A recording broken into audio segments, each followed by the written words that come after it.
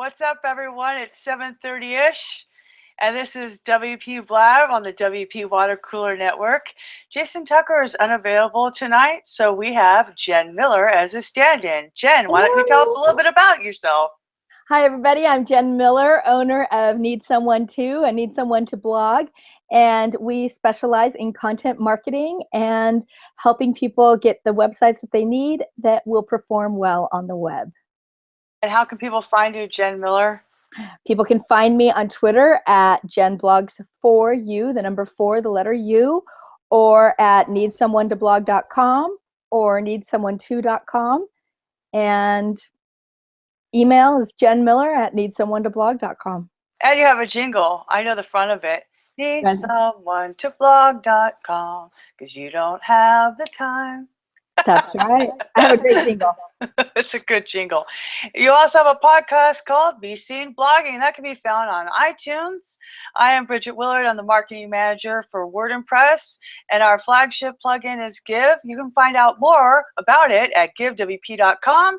Starting next week on Wednesday, March 15th, we are starting a weekly Twitter chat called NP Chat, hashtag NP Chat at 10 o'clock Pacific. So be there. That'd be awesome. I did a soft launch with myself, and that was interesting. How good I am at talking to myself from several different Twitter accounts. We would love to talk about nonprofits, all things nonprofit marketing, not just WordPress, not just online donations, all things for nonprofits. NP Chat, Wednesday, 3:15, 10 o'clock Pacific, hashtag NP Chat. Oh my gosh, this is going to be such a great show. We're missing Jason Tucker, but he had other obligations tonight. So they gave me the keys to the car. I can't help but think of that Fresh Prince song. Okay, here's the situation. My parents went away on the brand new vacation. Remember that song? Yep. They left the keys to the brand new Porsche. Are they mine? Of course not. So Jason Tucker gave us the keys for the brand new Porsche. It's called WPwatercooler, and we did it. We're live. There's no turning back now, baby. It's a live show. It's gonna be cray, as Paul Euler says in the chat. Hey, everybody in the chat. I started a Google Doc. I hope I did it right for the chat notes. We have a really great community that does the chat notes. Sherry, Cheryl, Paul, Jonathan, Justine, James, Tryon, just great people. I wish that you guys could see them all. You can if you go to the chat on next to the video. So tonight, NP Chat is 10 o'clock a.m. Pacific time, which is 1 o'clock p.m. Eastern. Okay. I'm usually not the one that asks. Okay, so I was gonna be the guest. So let's just jump in. Let's just talk about our topic. Let's talk about going to WordCamps. Okay, so here's the thing. Nobody believes me anymore, but I'm for sure, people, I am a shy person. So I will never walk up to anybody. And I remember going to my first WordCamp in Orange County in 2013 with Carol Steven, and we were like, we know 0 people here. Although I did meet Ross Teasley, who I'd been following on Twitter and stuff like that. But it was really like, And I thought, okay, well, I know what I know how to do really well, which is Twitter. So I started live tweeting during the sessions. And what was really cool about it was people would just come up to me and talk to me. So what started as kind of a social hack ended up being a really good thing for me personally, marketing myself. Because now, I mean, I'm a marketing manager for a WordPress shop. Like, that would have never happened, right? So, but I can't not, like, interview you. It's just not going to work. So, Jen, how long, let's just talk about Twitter a little bit. How long have you been using Twitter? I have been using Twitter for probably 6 years, I think. But I haven't really been active on Twitter except for maybe the past 4 years. And part of that was because we were at Social Media Masterminds, which is a meetup group that Bridget and I actually met at. And we had a discussion about whether or not Twitter was valuable and why, and what kind of social media do you feel like it is. And we had come to the basic realization that it was a relationship building medium. And that made me way more interested in it, because prior to that, I'd always thought of it as a promotional tactic. And so I started to make some friends on Twitter. And once I started doing that, I started having a lot of conversation and getting to know people through Twitter, and fell in love with the platform. Wow, that's awesome. Plus, I got to hang out with YouTube Can Be a Guru at on Twitter, and that was fun too, because I watched what Bridget did when she was on Twitter, and was just amazed at how she fostered relationships, did the Twitter chats, used her hashtags. Although she doesn't use hashtags as much as I use them, but she did use them well. And so I watched her as kind of a role model, but also other people. Oh, but it's true. I didn't know that. Yeah. Aww. I wanted to be a guru. You too can be a guru. No, here's the thing though. This is when being a secretary was a good thing, because I had that speed. At my best, I was 72, which was still kind of low, but still it's faster than thumbs, right? Right. So Carol and I were there, and well, originally I had been working on a political campaign as a volunteer for a Senate race here in California in 2012. And so they would email me when she was going to be on radio. And so radio demographics, it's just a small market. If she's in some podunk town up in Northern California, who's going to hear that, right? So I would listen on the internet, and I would tweet out quotes. So that way, with the hashtag for the Senate race, and that way you got more exposure. And so I'd been doing this for a while. So by the time a year and a half rolls around and I'm at WordCamp, it was like, oh, this is so obvious. You know, it's so obvious, like, this is the thing that I can do. Oh, hi, Jason Tucker. He's in the chat. Yay, Jason! We're not burning the house down over here. But so I have some tips and some tricks. And there's a blog post, bridgetwillard.com/ something / live tweeting, which I updated my cover photo, because the cover photo from that is actually me at WordCamp Orange County in 2013, sitting next to Carol and Peter. It was epic. But anyway, so hashtags are okay. So like, oh, I'm so excited. Okay, this is like my favorite thing to do in the whole world. I love live tweeting. So I'm a little scatterbrained. So let's stay focused here. At a conference, there will be a hashtag. If there's not, make one up. Okay, so WordCamp has hashtags. It's usually WC for WordCamp and like an airport code or something similar. So WordCamp Miami is WCMIA. WordCamp Atlanta is WCATL. ATL is an airport code. LAX for Los Angeles airport code. A lot of times that's what it is. Phoenix. Yeah, so a lot of times that's what it is. But sometimes, like, we're Orange County, so it's just WCOC. San Diego's WCSD. But sometimes, and this is the trick with hashtags, nobody can own a hashtag. So the only way you can own a hashtag is by creating volume. And this is why it's good for you as a marketing person. So what happens is sometimes a WordCamp will use the end of a year, like WCOC17 for 17, but it can get confusing. But also right now, WordCamp San Diego's mixed in with some school district, because that's who's using it. And LAX was mixed in with a lacrosse team, you know? So, so I just wanted to check on it. Oh, Jason says I haven't crashed the car yet. So it's good. Yep. That's good. Okay, so finding out what the hashtag. Okay, so here's the thing. Before you go to the event, do all your preparation. It will make it so much easier for you. So just like cooking or anything else, get all your ingredients ready in the little bowls so you can do your cooking show. So what I do is I find out what the hashtag is for the WordCamp. And then I find out who all the speakers are, or at least the ones for the classes I want to go to, and find out what their Twitter handles are. Because they're not always listed on their slides, or if they are on their slides, sometimes they're on their last slide. So also some WordCamps make a speaker Twitter list.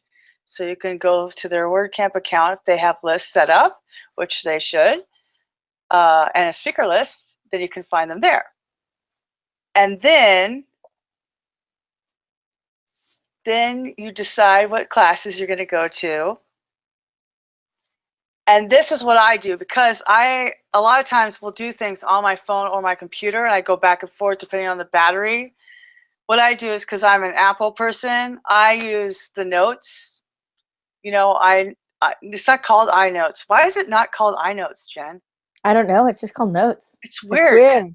Shouldn't it be called iNotes? Whatever. You can use Evernote, whatever it is, or Google Doc, whatever you can access from both devices, or whatever device you want to be on. For me, I don't want to have to depend on the internet. Not all WordCamps have Wi-Fi. When I went to San Diego in 2015, there was no Wi-Fi, and Sprint had no service in the basement. Remember that one, Jen? You brought your dad. There was a good selfie of all of us there, huh? Yeah, there was a great selfie, but it took a while to post it. Yeah, when we left. We kept trying, though. I was really our battery. trying. Yeah. So that's why it's good to have something locally on whatever device. And that's the good thing about iCloud, is that it will sync between your devices. So a lot of times what Carol does, Carol Steven, she'll write them down on a Post-it note, and then she'll hand them to people next to her, because her strategy is always to be a helpful person. She's the one that got me to bring a power strip with me. Mm-hmm. And then your friend maker. Yeah, that's the friend maker. Oh, that's the real friend maker. But then also, oh yeah, I forgot about supplies. That's a good point, Jen. Okay, so even before you strategize on how you're going to tweet, make sure you have cords. Make sure you have all your cords that you need. If you have 2 devices, then you need 2 cords. Chargers. I have an external battery that charges my phone 4 times. And it has 2 ports. So it is a friend maker. And Jen and I use it often. So just make sure you have your cord with you, because if somebody does have a battery that they want to share and you don't have your cord, then they can't help you. Battery packs are awesome. And one other thing, you had mentioned looking at the hashtags for the camp, Yeah. But also if there are specific talks that you're going to be going to, looking up hashtags that relate to that topic are helpful, because then you're not having to search what's the correct hashtag while you're there, and you're not guessing. You can really get the stream going. Yeah. Yeah. Oh my gosh. I know what, I sort of feel like Jason Tucker's like, I get what he's doing now, because like it's a little different to be responsible for the car and read the chat. Okay, so why am I nervous? I've been doing this for a year and a half. Okay, love to everybody. No, you're so right. So here's the thing. Sometimes I make up a hashtag for, I either use a generic keyword or I'll make up a hashtag for the class too. So this is what you don't do. Okay, so when I was first doing this in 2013, Lucy Beer was teaching WordPress 101. So I had hashtag WordPress, WP101, I believe, and also WCOC for WordCamp Orange County, but I had mistyped her handle.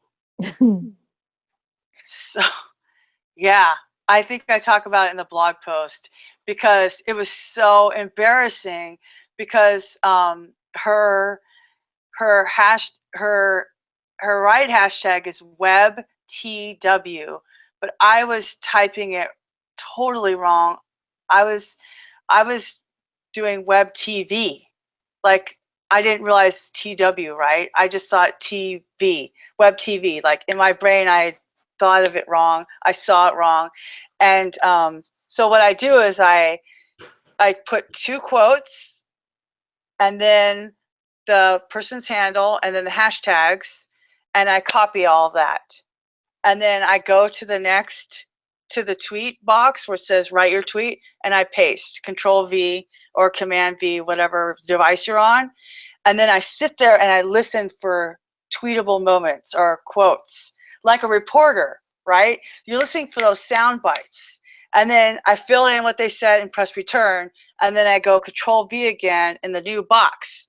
So that way I'm ready for the next quote. And then, so what had happened when Lucy was talking is I just kept copying it wrong over and over and over and over again. Don't do that.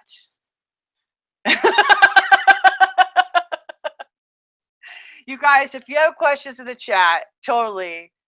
Yeah, that's Sully behind me. He's sleeping. Yes. He's it's almost 8 o'clock. He likes to go to bed at 8 o'clock. And he's really getting good at remembering my routines. So at 9, he'll be like already bugging me. So he knows the show's over. Smart dog. He was super cute. He actually like looked at the camera, did his little smile, and then went to go lay down. Sully, are you a dog? He's like, hey, I'm not going to be at your command to be your dog on the show. Ugh. He's such an old man dog sometimes. Anyway, so be sure that when you do your research that you don't type it wrong, because you're going to keep copying it wrong over and over and over again. In fact, I did that with an HTML table last week, Jen. It was terrible. I was like, what did I do wrong? But I had the brackets for a table row, and I started with /tr instead of just tr. And then I copied it over and over and over and over again. So if you guys are going to copy something over and over and over, don't copy it wrong. So I just had the table row open with bracket /tr, and then it had the list, the table, column, table, column, table, column, and then bracket /tr.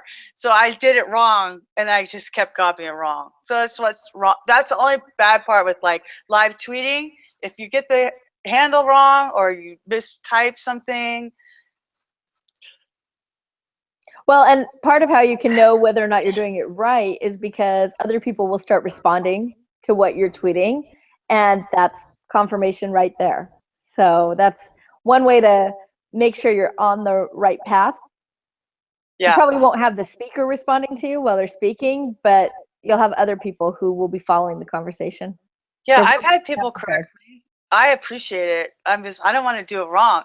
So the whole reason why I thought this was what I would do, like this was my mindset, was here you are at a conference for $40 with some of the most intelligent people you'll ever meet, super generous, they're not being paid. So if you can amplify what they're saying, just like I was doing for the political candidate, if you can amplify what they're saying in this room, then not only are you helping yourself, but you're helping them too. So a lot of people will just take a picture and say, I'm in Jen Miller's SEO class at WordCamp San Diego. That's great. You should do that. But you should also tweet out quotes of what I'm saying, because that's even more interesting. Right. I was trying to think of like, how could I demo that, but I didn't want to put you on the spot. But the thing is, like, that's people say to me a lot, they'll say,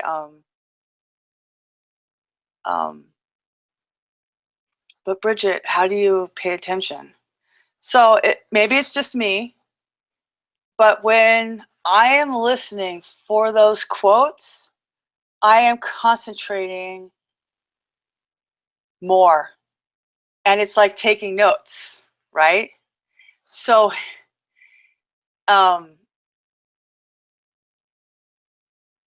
so here's the thing.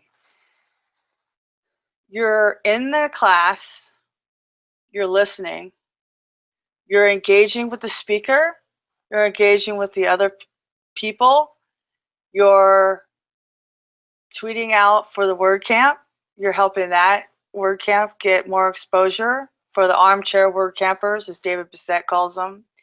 And also you're helping the speaker get more exposure. I think I said that already. Right? Did I say that already? I think I said that already. I think you said that at the beginning, but that's okay. Keep going. But you know why? Because I realized I skipped something really important. So I like to have the hashtag open. So what, like Jen, when you follow a hashtag, how are you following the hashtag? How am I following it while I'm listening to someone speak? Yeah. Do you I'm use... usually not. I'm usually focused on what they're saying and trying to copy, trying to write down what they're saying and tweet it with appropriate hashtags and that type of thing. If I have, when I'm live tweeting a session where I have multiple screens open, not a WordCamp, but for like a client, and they let's say they have a conference session and they've asked me to live tweet it. What I'll do is I'll have multiple screens open. One will be following a service like Twubs, where I'm following the stream of what I think the most popular hashtag will be. And then another will be following their account. And then I'll be on my laptop typing away to keep the tweets going and keep the speakers' quotes in the feed. Yeah. So Twubs is a great one. And so is Tweet Chat, because they're made for live Twitter chats, but it's the same thing. It's just an open filter for, those are good on the desktop. But on your phone, sometimes it's tricky. That's why I like Hootsuite, because I could set up a column with just those hashtags. So you're on Hootsuite, you're watching that column while you're hashtagging and posting yourself? See, to me, that just gets my brain frazzled. And so I'd rather do it separately. Well, I go back and forth. Okay.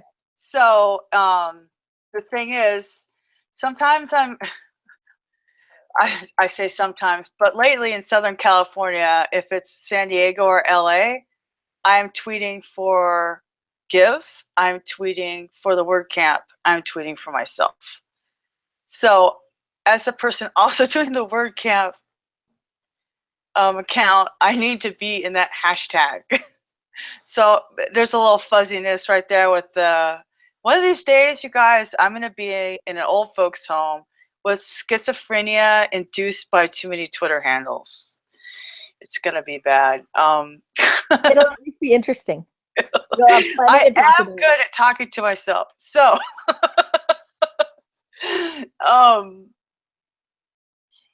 but if I have when I take a break, like when I'm just me, Bridget the person, sometimes I'll keep the hashtag open in another tab. Like I'll just have Twitter native open and then Twitter in another tab with just the hashtag, so that I can see who else is tweeting and maybe go, oh yeah, good point, or retweet theirs because maybe they had gotten a quote I missed.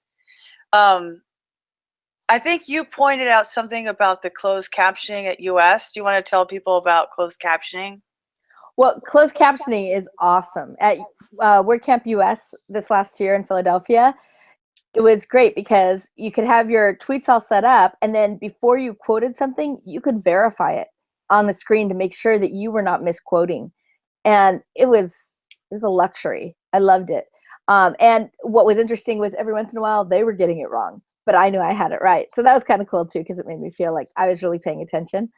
So that was something I hadn't seen before at a WordCamp, and I don't know, maybe they do that for WordCamp Europe and WordCamp US typically, but I really think that it's a valuable thing, not just for tweeting it out, but for people who need that service. It's amazing. It is definitely an accessibility issue. I don't have diagnosed hearing problems yet, but I do watch TV with the captions. And I found that when I went to the movies, I was really, the last Star Wars I went to on Christmas, I was having a hard time. I was like, where are those subtitles? I need them. It's bad. Well, and the other thing is that when people are coming from other countries or speak a different language as their native language than English, having those subtitles makes it really easy for them as well. Plus, you know, I don't know, it made the conference move along faster, because if the speaker stalled out a little bit or was, trying to process what they were going to say next, you could watch the screen and see what the stats had just said. And I thought that was really interesting too. All the way around, it was a great tool. Yeah, there are some WordCamps who will use a service that will show all of the hashtags aggregated across Facebook, Instagram, Twitter, and Google Plus, and they'll put them on large screens, which is super cool if you can see your tweet, run across the thing. So some more Twitter tips. So I recommend, and I used to be a cartoon on YouTube Can Be a Guru, and I realized, like when I met Roy Savon at LA in 2015, have I known him that long? I guess I have. Wow. Okay. 2015, he called me cartoon lady. He's at Blue Bayou for dinner tonight. So I know, lucky dog. Well, happy anniversary, Roy, if you're watching this later. So the thing is, I realized, okay, nobody's going to recognize me from my cartoon. It's not like a Yoast cartoon that looks exactly like him. It was just some cartoon that a friend of mine have drawn.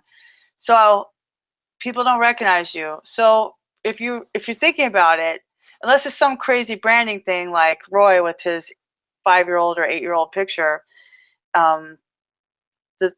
you're going to want to use a picture that looks like you.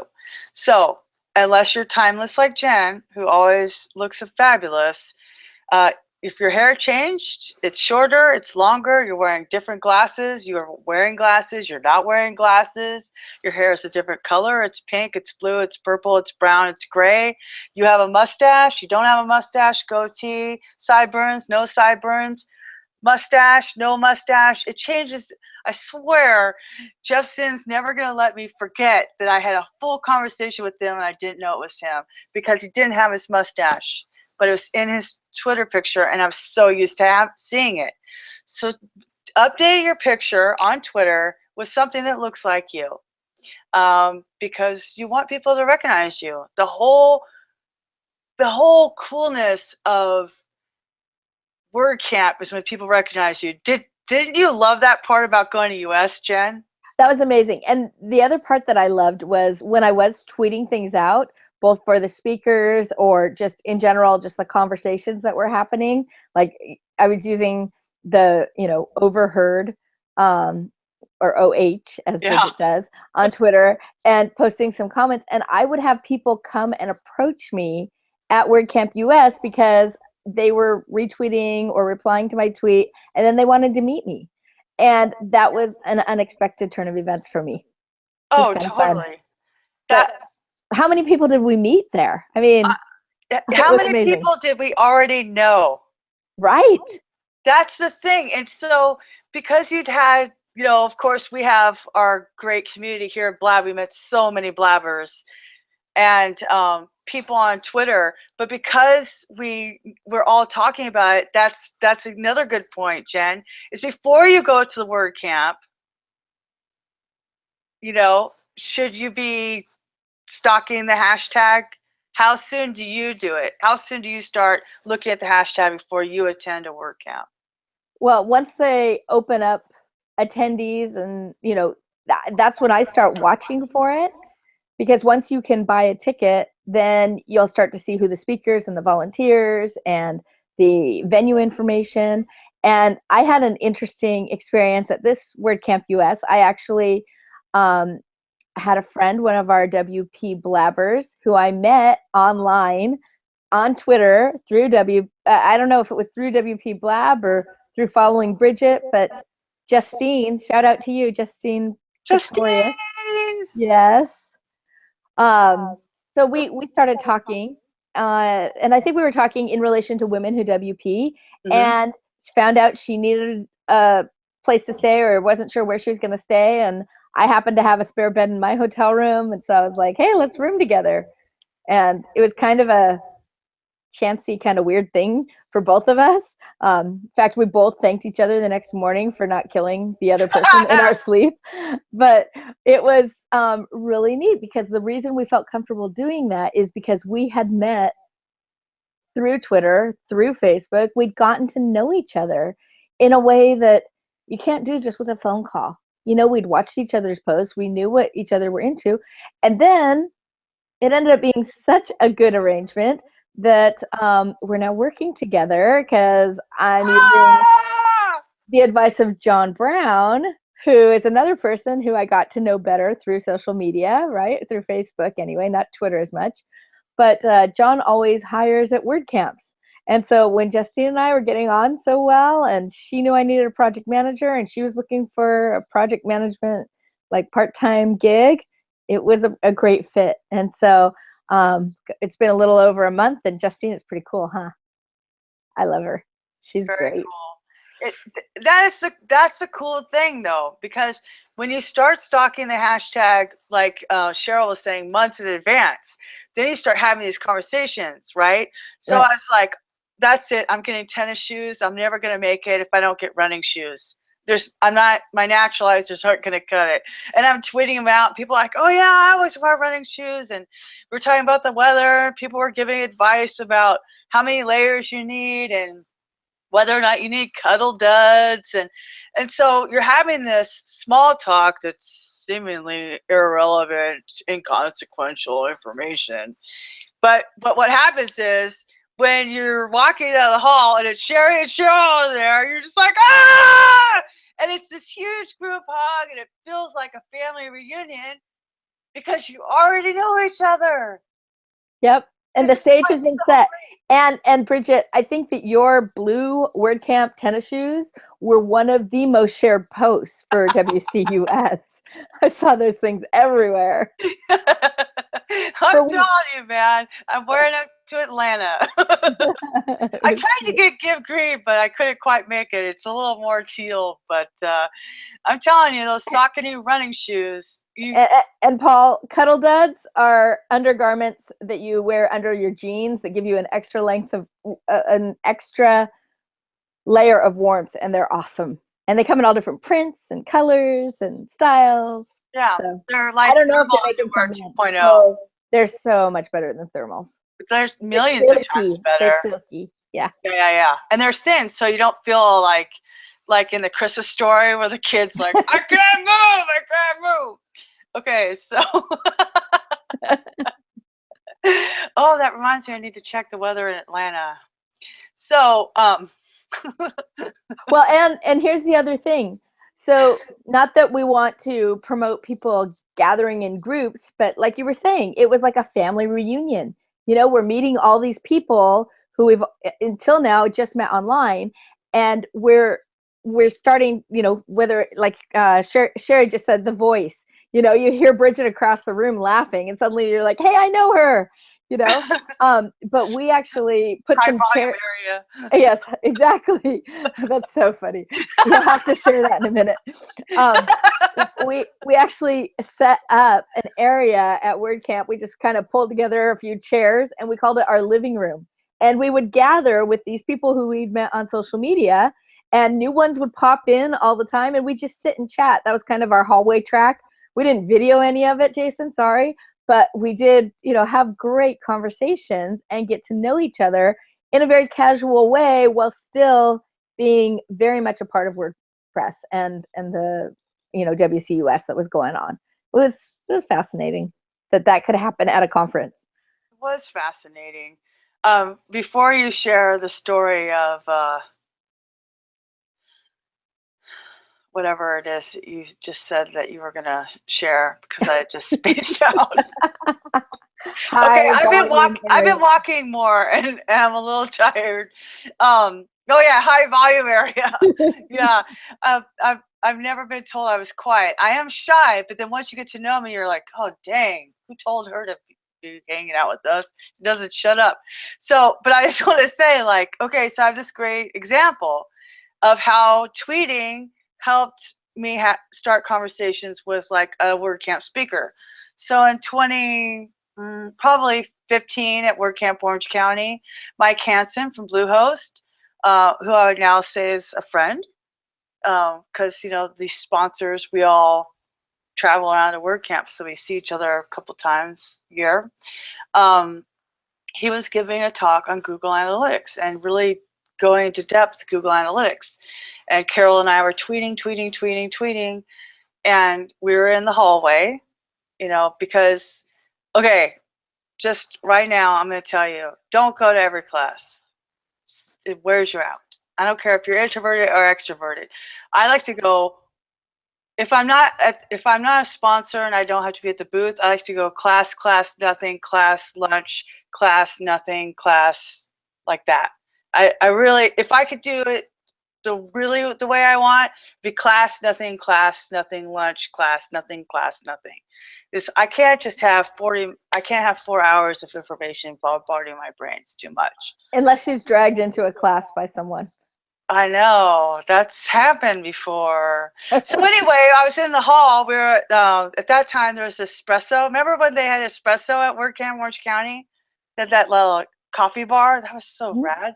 So we were waiting for Carol's latte or something, and Mike Hansen came up to me and said, "Hey, thanks for all the tweets." And I go, "Okay, you're welcome.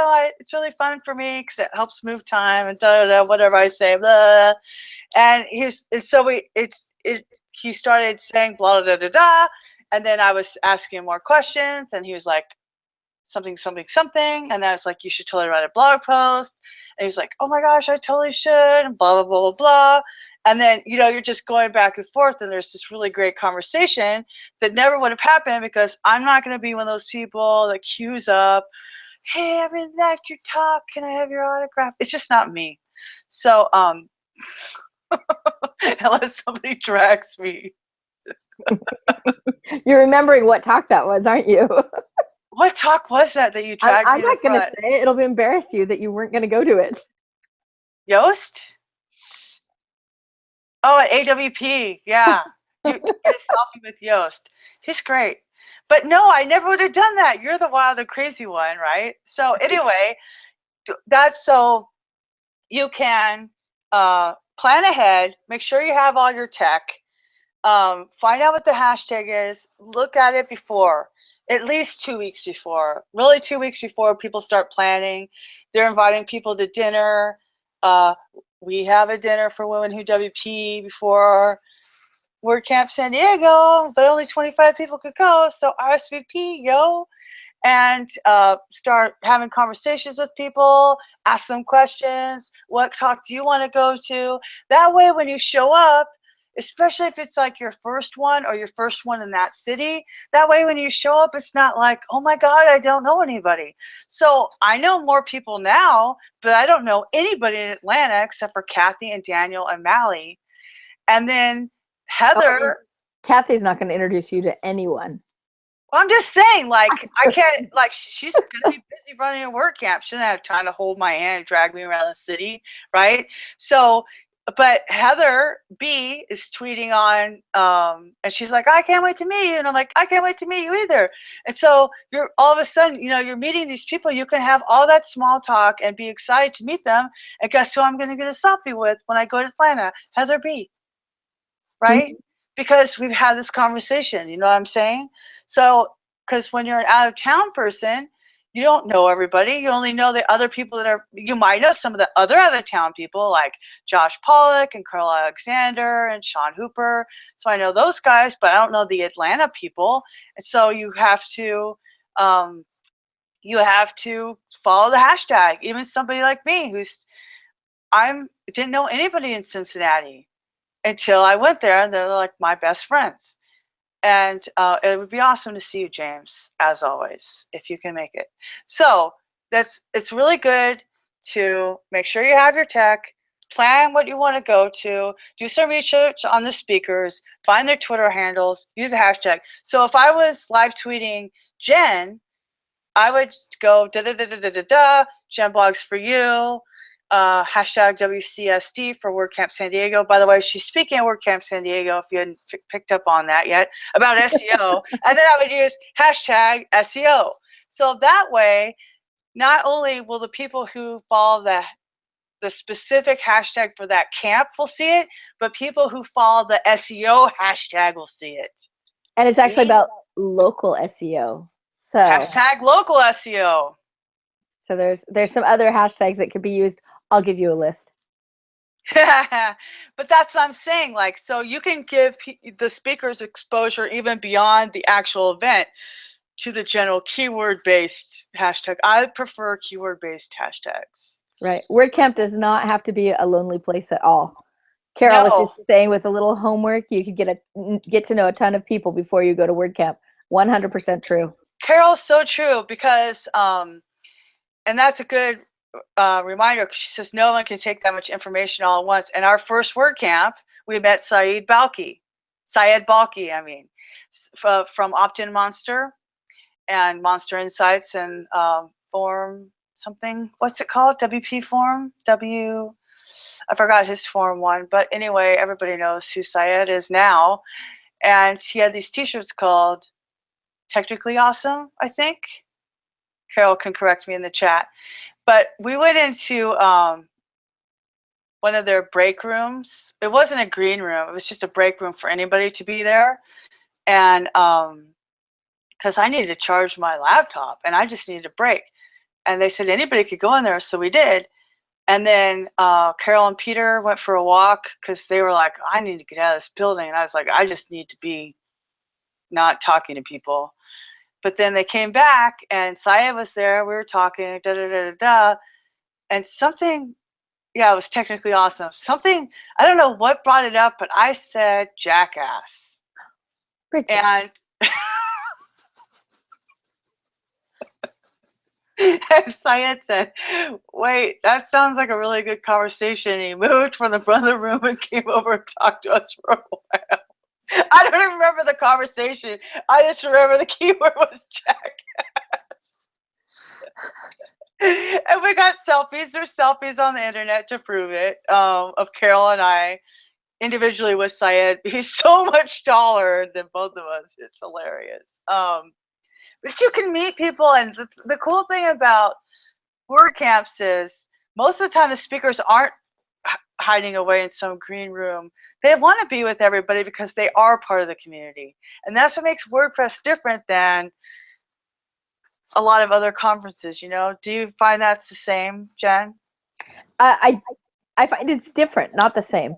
Other conferences, it's hard to really get to know the speaker. They're usually shuffled onto stage, shuffled off of stage. They're not eating with you. They're not conversing with you. Yost at WCUS actually came up to me the day before he spoke and said, hey, Jen, are you going to be there? And I said, yeah. And he said, will you, tweet out some things and, put stuff on the internet? And I said, of course. That is not a conversation that you would have with someone who normally is like a keynote type speaker, but he cared that the people who follow him were following him, and we're there, and we're going to do things. And it's not just him. Other speakers I've tweeted out, and afterwards they've come up, found me at the conference, at the WordCamp, and thanked me for sharing their quotes. It's a great way to meet people, but it's also a great way to really further friendships with people you've already started and take the conversation to another level. Yes, the friendships is the best part. But Jen, you and I are bloggers, and yes. Blogger is a good thing. We're content marketers, we're writers. And so what do you do with tweets that you'd already used? So once you have your tweets, and whether or not you use them, some of the quotes that you have, you may decide are too good to tweet out and let other people have, right? And that you're saving your list. and that becomes your blog post. And it's really easy to do a WordCamp recap with the tweets that you've put out there and with the ones that you didn't release, and put your own spin on it, and then just release a blog post. You can do that in 20 minutes, and it's something people will follow, especially if you're the first one to release. Now, Bridget, we're going to have a lot of competition because everyone's listening in and they're going to be like, oh, I'm doing that. But no, I started doing with Carol. Carol gave me the idea, and what I do is I will go and favorite my tweets. Well, they used to be favorites, now they're likes, whatever. Because I use that like, favorite, whatever it's called now, as a bookmark. So then you can embed your tweets. And as we know, since this is a WordPress show, that WordPress natively supports embed for Twitter links. So if you click on the timestamp of your tweet, it will go to that specific tweet, and then you will have the URL at the top. You could copy that, throw that into your WordPress admin. You know what's it called? Dashboard? Admin. Yeah, the dashboard, like when you're composing. And then it will show a live preview. And this is better than a screenshot because it's interactive. People can follow that person or reply to the tweet or go to the tweet and see all the rest of the conversation because it's threaded. I don't like my own tweets. I'm bookmarking them. It looks like you're liking your I know. Tweet. I wish Twitter, it's like they love to hate me. I love them the most, and they really need to start listening to me. Dear Twitter, this is Bridget here. Please bring it back to a bookmark. Okay, love Bridget. So anyway, I just need a bookmarking function. I'm not trying to like my own tweets. That's stupid. And then when I'm done, then I unlike it, so then I know I've used it or not used it. So you could go through, and I've done as much as 4 recap posts. So you have 4 posts you can do. Like I did one of Chris Lemma, I did one of the business track, do one from Chris Ford's talk, do one from somebody else's talk. And then, if you go to 4 classes and you can either recap the whole camp in one post, or you can split it up into talks, and then you have more content for your blog. Or you could do day 1, day 2. Day 1, day 2. You could do, I did a business track recap once because I started seeing like, okay, this is the business track. It's all together. And then there wasn't officially a blogging track, but there was a bunch of blogging related ones. So I just did all those together. So it just kind of depends on how you experience WordCamp, what your goals are, of course. Your goals marketing person has to say goals, or they're not a marketing person. I know better now. It depends on the goals that you're trying to accomplish with your web property. If you're trying to increase your volume, then have them split them out into separate posts. But if you don't care, then throw it all into one. Do the highlights. This was great. We like Carol does one post why you should go to WordCamp Orange County, and then like one of the times we took a shadow selfie because our introvert after party was a walk on the Newport Beach Pier. We didn't go to the after party at all. We went to Oahu, so we went to the pier. But now that I'm working for Give, I don't go to as many classes. I usually do a recap for them, and on wordpress.com. So, but it's still a great way. Sometimes I'll do one for myself anyway. Like, this is my take on what this person said. Or if you really want to be controversial, you could disagree with them. And as part of your overall strategy, since we're talking goals and strategy, you need more than just text. It's great to have quotes. It's great to have the person's name and handle and hashtags, but you want images. So if you can get an image of that person speaking, that's something that they'll be promoting for you later, because not everyone's going to take a picture of them up there in front of everyone, and that's valuable collateral for them. Also selfies and other images of at WordCamp US. Those stuffed animal wapus were everywhere, and they looked cute and cool, and it made WordCamp seem fun because people, it's kind of a Where's Waldo. Yeah, I was just gonna say, it was like Where's Waldo. People would put it even on Facebook, where's your wapu? And then people would just type in, yeah. It was great. And so you can convey a lot using those images, and I would say every post needs several of those, as well as your embedded tweets and your general recap conversation. And if your tweets have pictures, then it's a 2-for-1. Two for the price of one. Right. Especially if you're, because every time you tag someone, it's going in their feed and their friends are seeing it. And if you haven't met their friends and their friends didn't know that you were at the conference, suddenly you have a new friend that you can make. Yeah. Make friends, take selfies. And Carol reminds us again, if you don't have Wi-Fi, pictures are going to be tricky. So always take your own hotspot so that you can walk out of the room and upload as you go. Yeah, you're the hotspot queen. I am. Do you have any hotspot tips? I have the best hotspot tip. I have gotten business because I named my hotspot Need Someone to Blog, the name of my company. So I've been in airports and had people looking at their phones and then kind of looking up and seeing me working and walk over to me and saying and asking me if I need someone to blog. I've actually had that happen. And you think, wait, a public airport, like that's such a, you could have all kinds of hotspots, but if someone's looking and then they see someone typing away, and I must have had something else that gave it away as well, but they saw my hotspot and that's what made them look up and wonder, and especially in an airport, there's lots of business commuters that are looking for marketing tricks and things to do as they're on their way to their next destination. So yeah, so as far as like marketing yourself at a WordCamp, branding your Wi-Fi hotspot is pretty epic. Yeah, and you can do it with your company. You could do it as your name, Jen Miller. People are like, oh, Jen Miller, who's she? Maybe I can get on her hotspot, because you want to make Ask Jen Miller for her password. Yeah, exactly. Had people do it.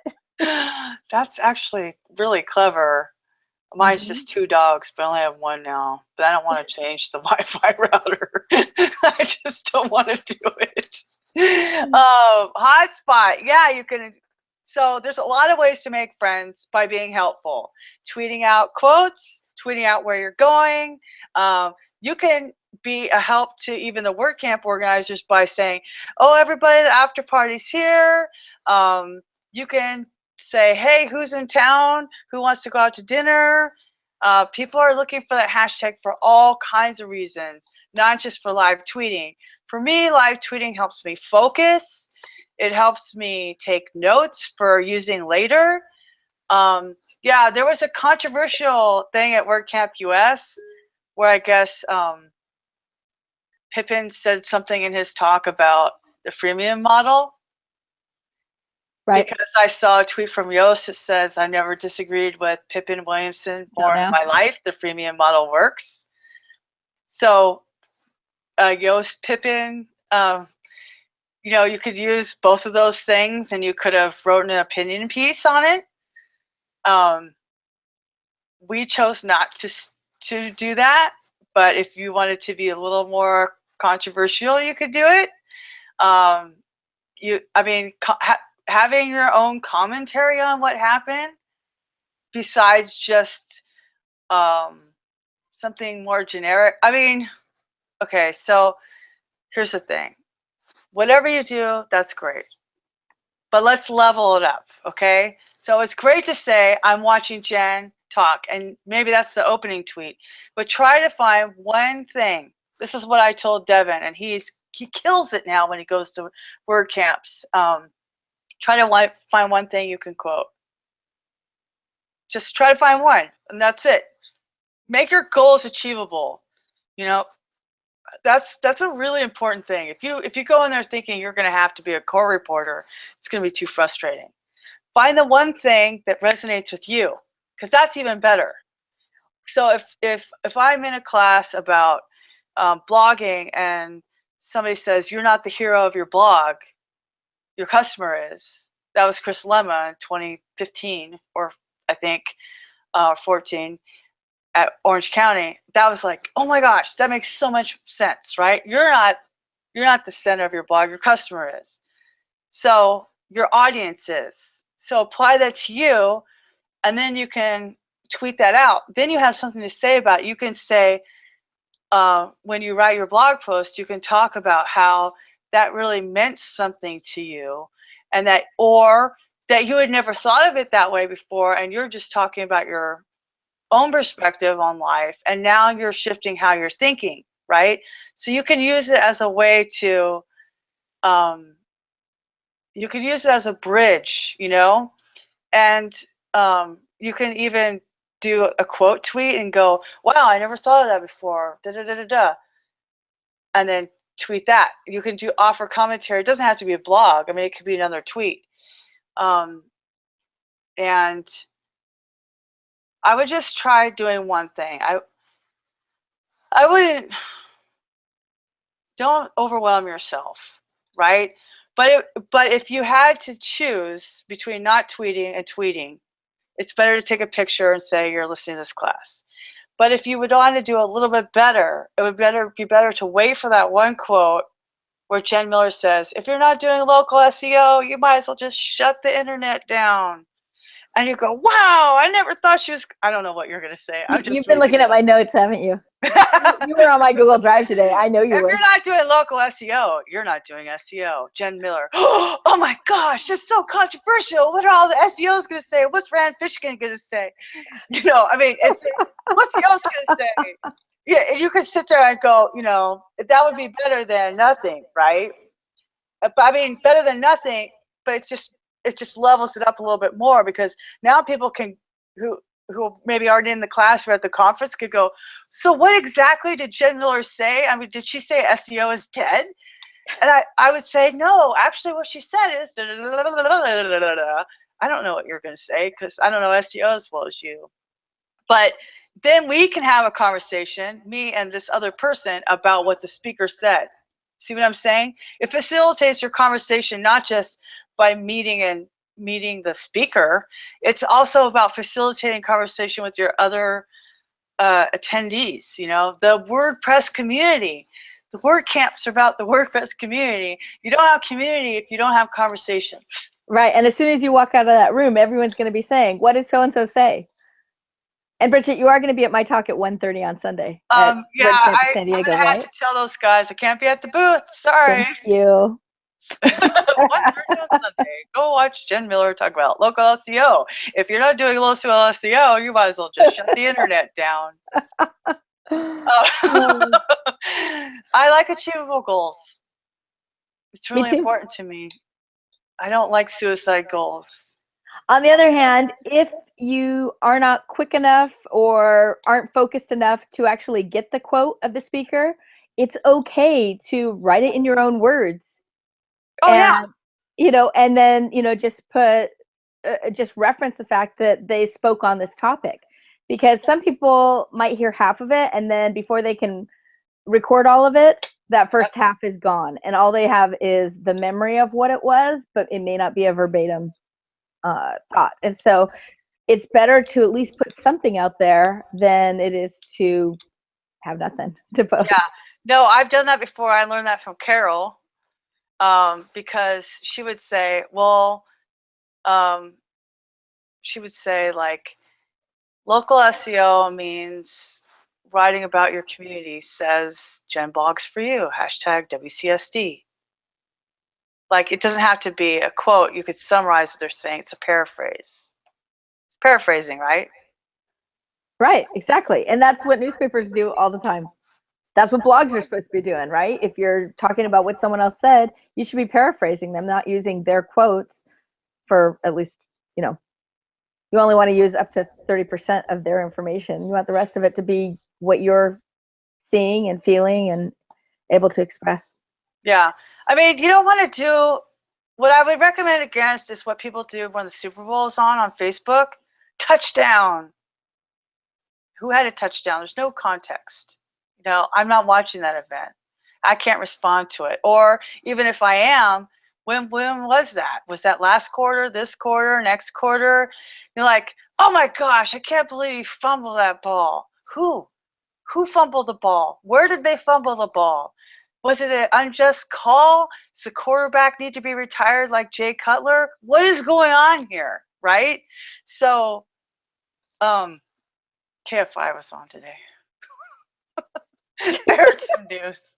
I'm just saying, like, you watch, it's March Madness. People are going to all be talking about Butler and whoever else and all these U of A and whatever, Duke, who's going to be in this bracket, that bracket. And they'll say it, but they'll say it without context. So try to put in as much context as you can. That's why paraphrasing is a really good tool. Like, I can't believe Jen Miller is talking about SEO. That's so lame. Like, you could say that. Then at least I know where you are. Oh, man. I tell you. If you do that, make sure you at me so that I can get back at you. Exactly. And just kind of school you on what I do and don't know. Yeah. Actually, Jen Miller's really good SEO. Like our local Yoast. That's what my clients say. Well, you want to get found. You got to be seen. Yes, so, exactly. I'm sorry to pick on you, but I don't remember anybody else's talk. Adam Silver just showed up. He's speaking at 3:00, I think it is, on Sunday on podcasting. Ooh, podcasting. So that'll be a good one. If I was in Adam's class, I could tweet out like, "Oh, Adam Silver says you should get a Shure 5550 mic." Or podcasting is never gonna die, says, "Hey, Adam Silver," like that. Or you could say, Adam Silver doesn't know what he's talking about. Nobody listens to podcasts anymore. It's all about live video. You know what I'm saying? Like, whatever it is, you can react to it. You can quote it. You can tweet it. Or a lot of times, like you mentioned, Jen, and I know Carol does this too. Sorry, like Carol's like our honorary guest because we did this together. It was like our team. She was my WordCamp buddy forever. Well, that's where I met Carol, was because she was your other half. Yeah, she's my WordCamp buddy. You can take notes. You don't have to tweet it out. You can take them for yourself. Like you were saying, keep those good quotes for your blog post. That's the journalists, like that's the scoop. That's your scoop, right? So, does anybody in the chat have questions? Adam thinks you stole his talk. Oh, no, we love podcasting. Podcasting is really important. Actually, live video is not as good as podcasting because people binge. People binge now. That's their behavior. So podcasting is the way to go, which is why WP Blab is also a podcast available on Stitcher, iTunes, or wherever you get podcasts. Hey, Bridget, should we say what we're about to start up? Oh, yeah. I mean, sure. Should we put ourselves on the spot? We might as well, since there's just the two of us. We can make it if we try. All right. So we have several people in the audience who we could involve in it, though. We could have several people in the audience to involve. Mm-hmm. Mm-hmm. All right. So you think Jason Tucker's going to kill us? No, I don't think. I think Jason Tucker's going to say Yahoo because it puts the pressure on us to get it done. If we say it out loud, we have to do it. Yep. Jason Tucker had an ulterior motive in having me on tonight. And that's that he wants Bridget and I to do a show together, kind of along the Women Who WP vein. There you go. That's the word I was looking for. I was looking for another one. But yeah. And where we interview smart women in WordPress and what they're doing and how they got there and tell your stories. So we're super excited. We're going to be starting that up pretty soon. And tonight was just kind of a dry run to see how we got along together. Are we going to do it on a different night, or are we going to do it on one of the Thursdays? Okay, so I think what we've decided is that we're going to do this Thursday every month. Will be our long version for people who are used to it, because Jason's going to have a monthly commitment. And so that WP Blab is going to become us. Is that the first Thursday? Is that where we are? I don't know. Thursday. Second Thursday? What day is today? 9? It's the second Thursday. Okay, so it looks like the second Thursday is going to be us for an hour and a half long. And then we're going to be doing... time. That is a long time, but we'll have fun with it. And maybe we'll get to interview more than one person. That would be even better. That'd be really cool, huh?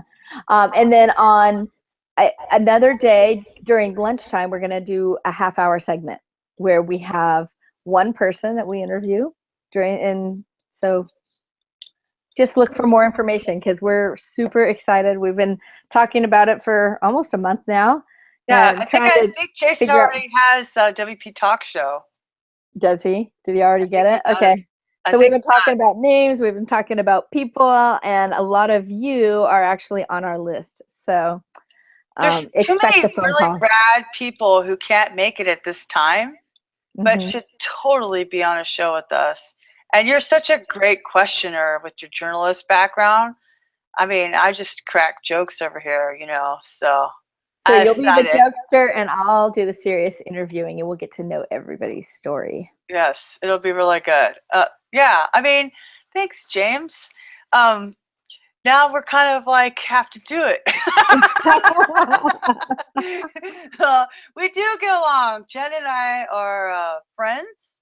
We go to Disneyland together sometimes with Rachel. Yep.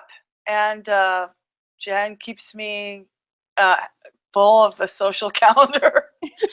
And she's part of my local community. We go to, you know, it's good to be involved in your local WordPress community. You too can have a friend like Jen Miller. You've got one in your meetup. So yeah, I'm excited because we can ask questions that maybe aren't not that are not appropriate, but you know, women questions. Ooh, that's a little scary. Well, you know, sometimes it's like, you know, we're all so serious. We're always trying to be like, I am super professional, and of course, I have an MBA in marketing. And you can't. But when you're just chatting with somebody, you can say, "Well, how did you get in this career?" Well, actually, I was just trying to make a website for my boss, and then, you know, Oh no, they're feeling left out. Oh man, you guys could be on Watercooler. You know what? You guys can be on the Thursday night show. Jason needs guests on Watercooler tomorrow, so sign up. He sent the email out today. And listen, dudes, we want you on our show too. I need more guests. Although I won't be here next week or the week after because I'll be in Atlanta and San Diego. So no blab for me 2 weeks in a row. Jason needs another co-host. You might get wrangled into that, friend. So I just mean like, not like women questions. No, she means women questions. I don't mean like something that you wouldn't talk about on the internet. I was just saying, like, you know, we're more social with our detail when we tell our stories.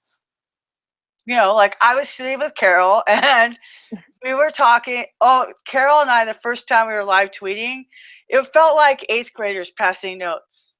That's why I was looking at the hashtag, because I would see what she would say and she would see what I'd say. And then we started laughing. I thought we were going to get thrown out of there.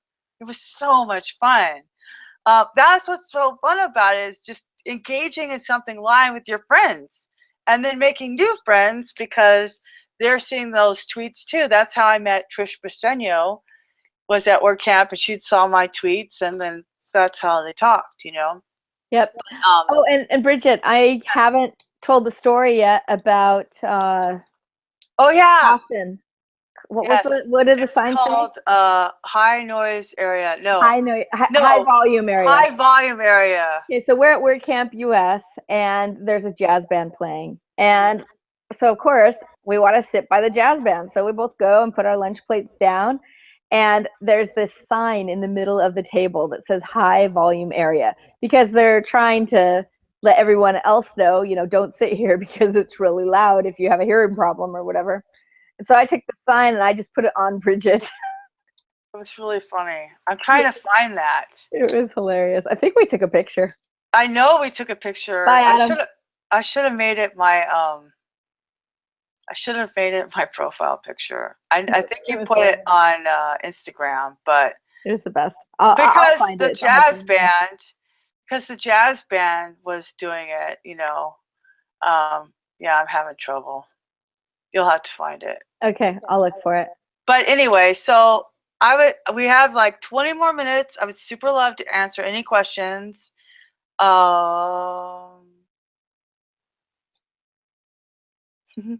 We are like eighth graders. Oh man, no, it's true.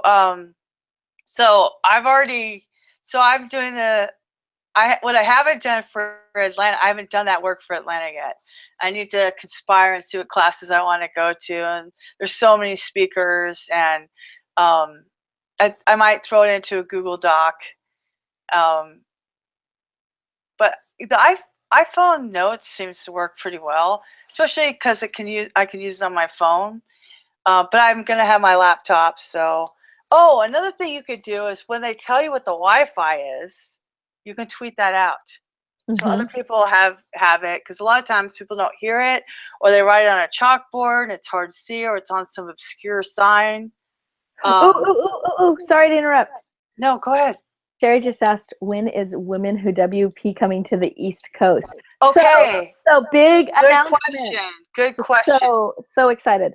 We have official permission to be under the WordPress umbrella now.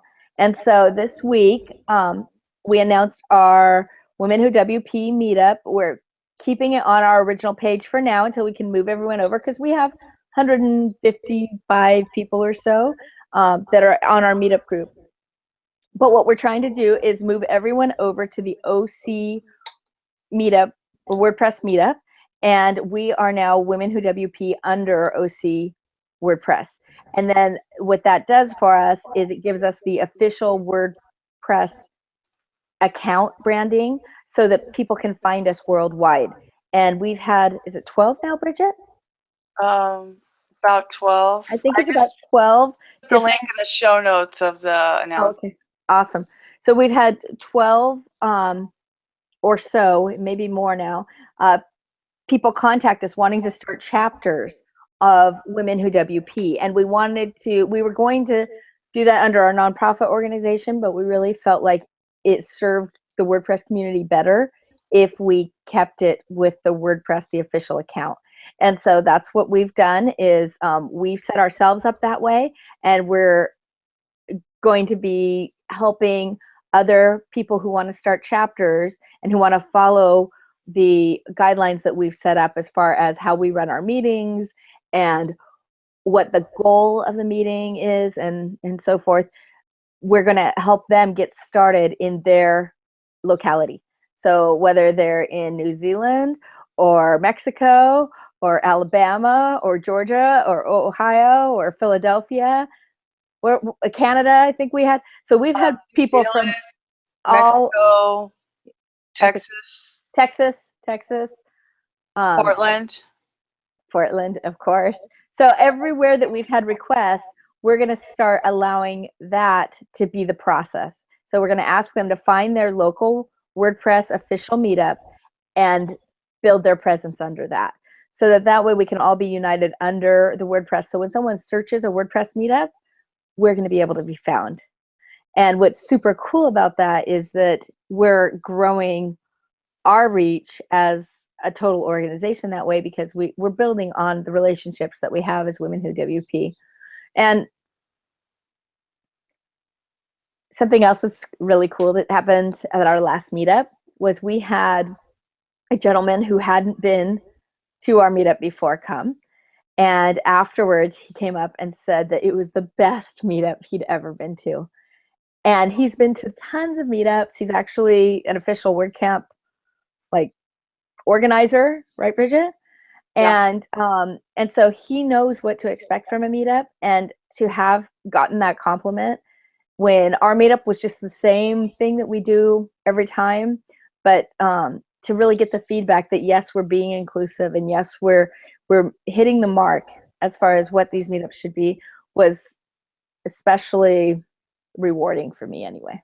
Yeah, it was really encouraging, because we're a year old. You March?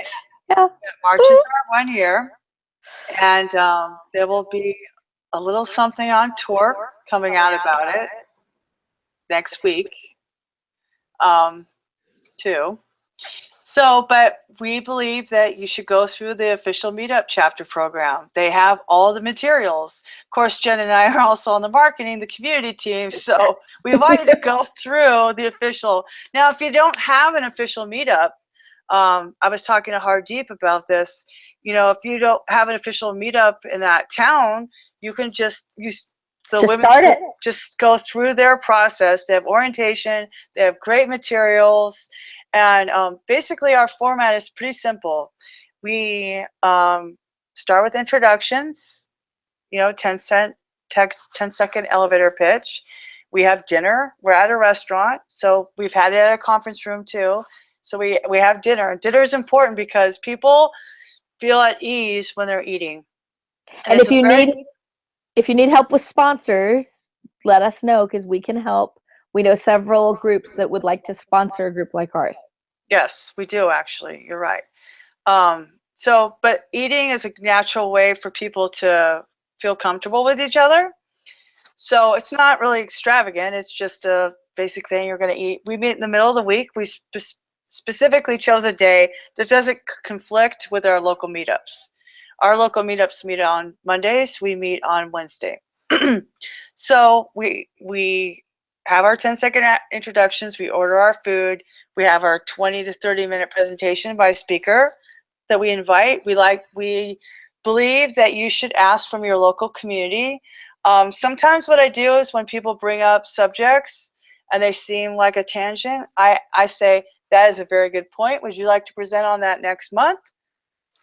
And maybe they sign up for the month after or the month after that. But the point of a meetup is to make friends, to encourage each other. You should be encouraging people within your own meetup to be speaking and presenting.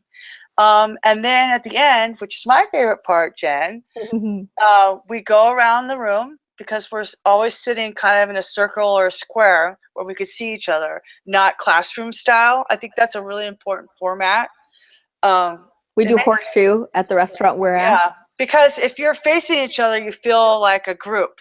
If you're in a classroom style, you feel like you're being lectured to, and there's a different dynamic that happens that way. So we go around, we say what we learned in the last 30 days about WordPress. So it's really good because it kind of breaks down the imposter syndrome, because people go, oh, wow, she's a whatever, and she's still having that problem. That means maybe I can help her, maybe she can help me. People pair up, they start working together, etc. You start viewing yourself a little differently. I say this a lot, but it's true. When you're feeling intimidated, you kind of make yourself small with your body language. When you're feeling confident, you sit up straight and you sit taller. You see the difference? Like when you see somebody that's just trying to protect themselves, when they're really shy and they feel weak, they'll sit like this, or unsure of themselves, they'll sit like this. But we're seeing our members sit tall in their chairs, and that is huge. And sorry, Bridget. No, go ahead. One other thing is, because our meetups give an opportunity for people to have that chance to speak for the first time, it's a great place to learn to prepare yourself so that you could speak at WordCamp, because the WordCamps all over the world are looking for new speakers. They don't want to hear from the same old people. They don't mind, and old people are welcome to speak. That's not what I meant. But they just don't want the same talks over and over again. And if you're new and you have a fresh perspective on a topic and you want to share that, coming over to our meetup or any of the other local meetups and kind of practicing there is a great way to see if, one, your topic is worthwhile, and two, if you feel comfortable speaking in front of a group. And so that's part of the reason why we're so happy to be able to offer this. Yeah, and Kevin Hoffman said something to me that really helped. And it's funny because I don't feel afraid of public speaking, but I started getting really nervous at my first my first talk, which was at Cincinnati. He said, remember, Bridget, everybody in the room wants you to win. Everybody's rooting for you. That is the difference between real life and the WordPress community. There's nobody sitting there wanting you to fail. Nobody. If they are, they're the outlier. It's not normal. So, I mean, if you want the ROI of what I've been saying tonight about marketing yourself by live tweeting, my whole life is the ROI of that. First of all, I've had conversations with WordCamp organizers, sponsors, speakers. I've met friends that way. Alex Vasquez asked me to do the tweeting for Los Angeles in 2015 because he saw that I was doing this. So I was asked to volunteer, which I never would have volunteered. And I felt so, I remember walking, I had, you guys, I cannot say this more emphatically. I remember walking onto the campus on that Sunday, WordCamp LA in 2015, after being at the speaker-sponsored dinner, working with the other volunteers and organizers. I met Priscilla Christian that weekend, who lives in my town. And I remember walking in that foyer thinking, I have never felt so happy in my life. I found my tribe. I found my tribe. It was awesome. And that's how I started tweeting for Give. They hired me full-time in December of 2015. I started volunteering for WordCamp San Diego in 2016. I still do San Diego and LA to this day. And Orange County. Well, not tweeting. Now I got asked to be on the organizing team for Orange County for asset management because they figured I was detail oriented. Get your sponsor logos in, you know. But like my career, not just my friends, but there's no understatement when I say my friends, my family, and my career are all in WordPress. And it all started in June 1st, 2013 at WordCamp Orange County when I started live tweeting. If that is not convincing to you, I don't know what else could be. I know something else that could be. What? Your Pellegrino. Oh, my Pellegrino. That's ROI right there. Yeah, I tweeted out, oh, my favorite new luxury is orange Pellegrino. And they sent me 2 glasses, like really nice glasses and some coupons. So I'm like, you know, that kind of stuff happens. Like Twitter, I mean, there's just no other way to say how much Twitter changed my life. I found my people. And I found my people by tweeting. Found my career, found my calling in my life. And I mean, if I wasn't wearing mascara, I'd be crying. I'm just forcing it back, you guys. I'll cry for you. This is the women part of the show where I'm getting emotional like Barbara Wawa. Well, and for Bridget, what's made Twitter a reality is not even so much all the friends she's made online, but how she's been able to, just as Paul said, turn that switch, you know, to where those people online are her people in person too. And whether it's a fundraising event where everyone needs to band together to help because a friend's in need, or, you know, a promotional event where suddenly you need to get the story out on something because you missed a deadline and you just got it done, and you reach out to your friends on Twitter and say, hey, can you help? Can you share this? It doesn't matter what the event is. Those people have your back because you've had theirs. Yeah. If you invest in people, they'll invest in you. Yep. That's what I always say. It's so true. Yep. Well, Jen, what do you say we wrap this bad boy up? I think that's a great idea. I need to put my eye drops in again. Okay, everybody. Thank you so much for watching. This has been another episode of WP Blab on marketing with Twitter at WordCamps. If you like the show, go ahead and press the thumbs up button. If you didn't like it, press it twice. Go ahead and subscribe below, and we'll see you on WP Watercooler and WP Blab. Remember, tomorrow is WP Watercooler on resizing images or something with images. I don't know. I screwed that one up. But anyways, 11 o'clock Pacific. Fridays. Friday's a new day as of January. Friday. WP Watercooler is on Friday. Tell your friends, tell your aunts, tell your cousins, tell your neighbor. WP Watercooler has moved to Fridays, 11 o'clock Pacific. And thanks. Have a good night, everyone. Thanks for the chat room. We would be nothing without the chat room. Otherwise, it would just be Jen and Bridget talking to each other. And we don't need the internet for that. We have telephones. So thanks, everybody, for joining. Go check out needsomeonetoblog.com. Say hi to Jen Blogs for You. And have a good night. Night.